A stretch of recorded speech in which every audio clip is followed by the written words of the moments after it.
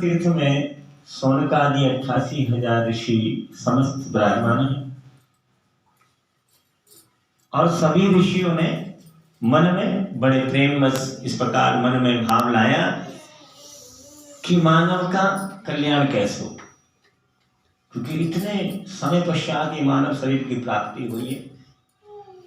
तो सभी संत जन, क्योंकि संत तो बड़े निर्मल हैं, संत वही हैं जो निरंतर हमेशा संसार के विषय में ही सोचते रहते हैं, मानव के कल्याण की बात करते हैं, दूसरे के हित की बात करते हैं कि दूसरे का जो साधी है तो ही संत कहा है।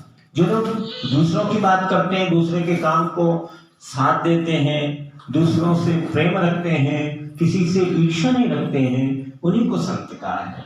इस प्रकार सभी ने मन में इच्छा प्रकट की, एक दूसरे से बात कर रहे हैं भगवान कि कैसे कल्याण हो। तो मन की आपस में जब बात कर रहे हैं तो एक ने कहा कि यज्ञ कर ले। तो मैंने यज्ञ करने में तो बड़ा समय लगेगा, मानव के पास इतना समय ही नहीं है।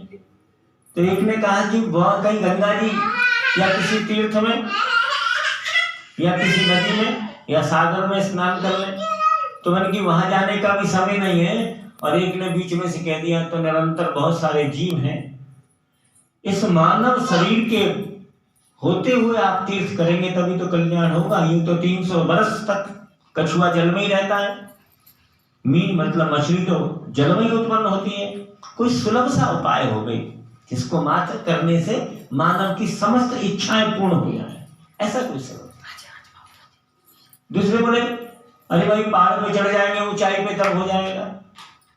अरे भाई इतनी ऊंचाई पे बहुत सारे पक्षी उड़ते हैं, क्या कल्याण थोड़ा ना होता? कल्याण तो मानव शरीर प्राप्त ही कल्याण है, मानव शरीर मिला ही कल्याण के लिए। तो सभी ने मिलकर के भगवान से प्रार्थना की है कि निरंतर आप कहा करते हैं ना कि तमेव माता च पिता तमेव, भगवान ही तो है।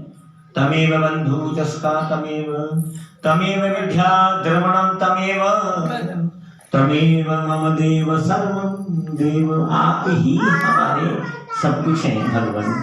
जब आप ही सब कुछ है तो आप ही कोई सुलभ सा उपाय बताओ ना, कोई ऐसा सरल सा उपाय बता दो।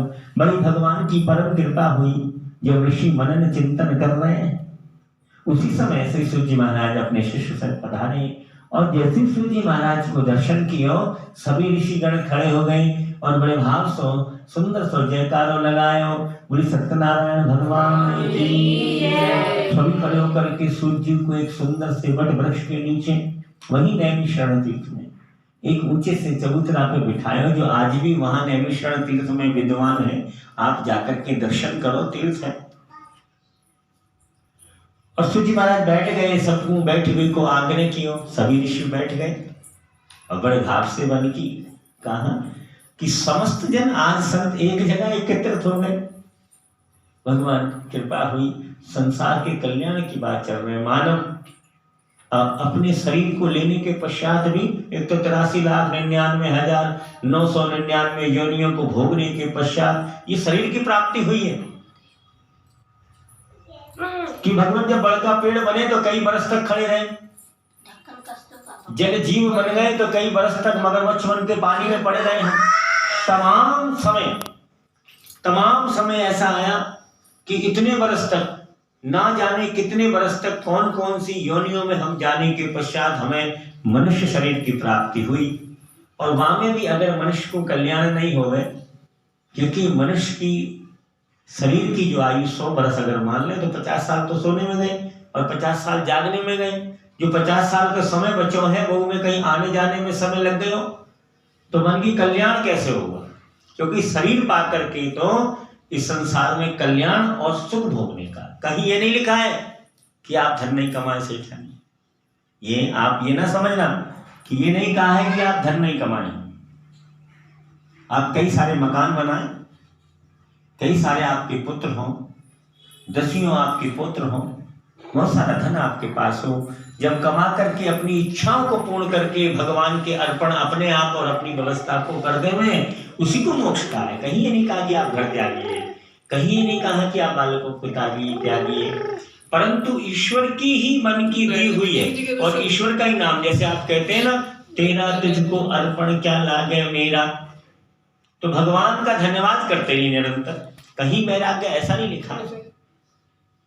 तो सूत जी ने कहा, ऋषियों, सब पूर्व के कर्म के अनुसार जीव को शरीर की प्राप्ति होती है। उस शरीर के पश्चात भी इस शरीर को वही सुख मिलता है जो उसने पूर्व में किया है। एक जन्म की बात नहीं, कई जन्म में जो पीछे जो किया है, तो इस जन्म में उसको सुख की प्राप्ति होती है। आज जो हमने किया उसके बाद में हमें पता लगता है कि हमने क्या खाया और क्या। इसी प्रकार यहाँ ये कह रहे हैं कि जो पूर्व में, ऋषियों आप उसमें इतना चिंतन क्यों करते हैं? भगवान, मनुष्य का शरीर प्राप्त करके भी अगर हमने अपना कल्याण नहीं किया तो फिर तुरंत की भागवत करिए, पुराण पढ़िए, शास्त्र पढ़िए भगवान, उसमें तो बड़ा समय लगता है। कोई ऐसा सुलभ उपाय बताइए मनुष्य के लिए जिसके मात्र करने और सोचने से हो जाए। शिव जी बोले, आपने मानव कल्याण के लिए बड़ा आग्रह किया है, तब मैं एक आज विशेष व्रत को आपको बताऊंगा, जिसे कि श्री सत्यनारायण भगवान का व्रत कहते हैं। भगवान विष्णु ने स्वयं नारद जी से इस व्रत को कहा है, इसलिए बड़े भाव से आप सुनेंगे तो आपको अवश्य उस फल की प्राप्ति होगी। बोले सत्यनारायण भगवान की जय। तो उनकी एक समय की बात है, नारद जी समस्त लोगों का भ्रमण कर रहे हैं, और वो समस्त लोगों का जब भ्रमण कर रहे हैं तो बैकुंठ में, ब्रह्मलोक में, इंद्रलोक में, चंद्रलोक में समस्त देवताओं का भ्रमण किया उन्होंने।